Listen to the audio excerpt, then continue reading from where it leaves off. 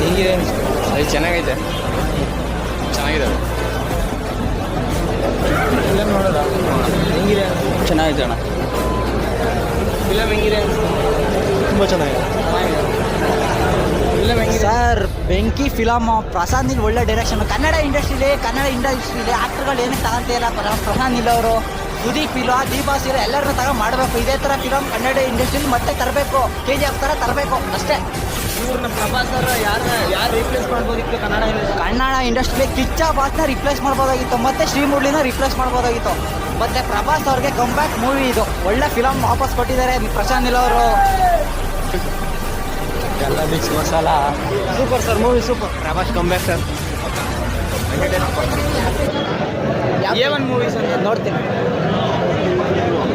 ಹೆಂಗಿತ್ತು ಫಿಲಮ್ ಚೆನ್ನಾಗಿದೆ.